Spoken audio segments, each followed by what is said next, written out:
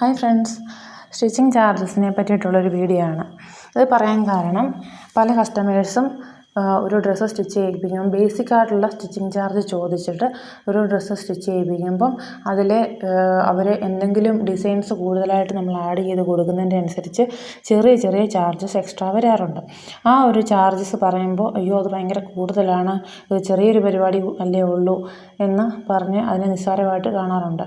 എന്നാൽ കസ്റ്റമേഴ്സ് മനസ്സിലാക്കേണ്ട ഒരു കാര്യം, നമ്മളുടെ ഷോപ്പിൽ 350 രൂപയ്ക്കാണ് ചൂടി ബോട്ടോ അല്ലെങ്കിൽ നോർമൽ ബോട്ടവും ടോപ്പും വിത്ത് ലൈനിങ്ങോട് കൂടി സ്റ്റിച്ച് ചെയ്ത് കൊടുക്കുന്നതിനുള്ള ചാർജ്.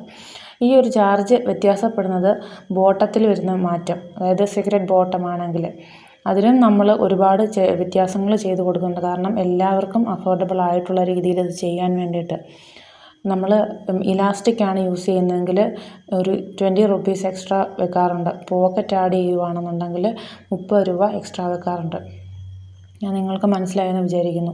ഇതുപോലെ ചെറിയ ചെറിയ വ്യത്യാസങ്ങൾ നമ്മൾ അതിൽ എത്രത്തോളം ടൈം കൂടുതൽ എടുക്കുന്നോ അതിനനുസരിച്ച് മാത്രം ചെറിയ ചെറിയ ചാർജസിൽ വ്യത്യാസങ്ങൾ വരുത്തുന്നുള്ളൂ. ശരിക്കും ഒരു സിഗരറ്റ് ബോട്ടം സ്റ്റിച്ച് ചെയ്യുമ്പോൾ 250 രൂപ ബോട്ടത്തിന് തന്നെ ചാർജ് വരുന്നുണ്ട്.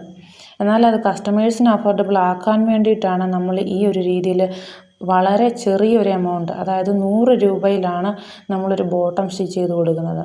അതിൽ ചെറിയ വ്യത്യാസങ്ങൾ വരുത്തിക്കൊണ്ടാണ് നമ്മൾ കസ്റ്റമേഴ്സിന് അത് അഫോർഡബിളായിട്ട് കൊടുക്കുന്നത്. അതുപോലെ നെക്കിൽ വരുന്ന ഡിസൈനിൽ വരുന്ന വ്യത്യാസങ്ങൾ, അല്ലെങ്കിൽ സ്ലീവിൽ വരുന്ന വ്യത്യാസങ്ങൾ, അങ്ങനെയുള്ള വ്യത്യാസങ്ങൾ കൊണ്ടാണ് സ്റ്റിച്ചിങ് ചാർജിൽ പല വേരിയേഷൻസ് വരുന്നത്.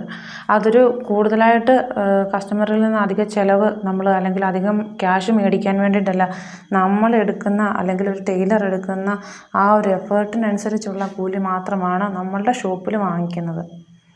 അപ്പോൾ ഇതുപോലെ തന്നെയായിരിക്കും ഒരുവിധം ടൈലർമാരില്ല എന്നാണ് ഞാൻ വിചാരിക്കുന്നത്. ഒരിക്കലും ചുമ്മാ ഒരു എമൗണ്ട് ഒരു കസ്റ്റമറിനോടും ആരും പറയാറില്ല. അവർ ചെയ്യുന്ന വർക്കിനനുസരിച്ചിട്ടുള്ള ഒരു ചാർജായിരിക്കും വാങ്ങിക്കുന്നത്. ചിലരെങ്കിലും ചോദിച്ചിട്ടുണ്ട്, നിങ്ങൾ 2 വെട്ട് 2 അടി അടിച്ച് കഴിഞ്ഞാൽ ഒരു ഡ്രസ്സായില്ലേ എന്ന്. അങ്ങനെയാണെന്നുണ്ടെങ്കിൽ അങ്ങനെ ചോദിക്കുന്നവർക്ക് തന്നെ അത് ചെയ്യാമല്ലോ. നമ്മൾ ഓരോ ഡ്രസ്സും ഓരോ മനുഷ്യരും വ്യത്യസ്തരാണ്, അവരുടെ ബോഡി ടൈപ്പും വ്യത്യസ്തമാണ്. അപ്പോൾ പലരുടെ അളവിൽ ഇത് സ്റ്റിച്ച് ചെയ്യണമെങ്കിൽ അതിൻ്റേതായിട്ടുള്ള എഫേർട്ടും കാര്യങ്ങളും ഒക്കെ എടുത്തിട്ടാണ് നമ്മൾ ഓരോന്ന് സ്റ്റിച്ച് ചെയ്യുന്നത്. ചിന്തിച്ചാലോചിച്ച് ഒക്കെയാണ് സ്റ്റിച്ച് ചെയ്യുന്നത്. അപ്പോൾ എല്ലാ കസ്റ്റമേഴ്സും ഇന്ന് മുതൽ ഇങ്ങനെയുള്ള കാര്യങ്ങളൊന്നും മനസ്സിലാക്കി വെച്ചുകൊണ്ട് സ്റ്റിച്ചിങ് ചാർജിനെ പറ്റി വെറുതെ വിഷമിക്കാതെ അത് അവർ ചെയ്യുന്ന ജോലിക്കുള്ള കൂലിയായിട്ട് കരുതി കൊടുക്കുക. Thank you for watching.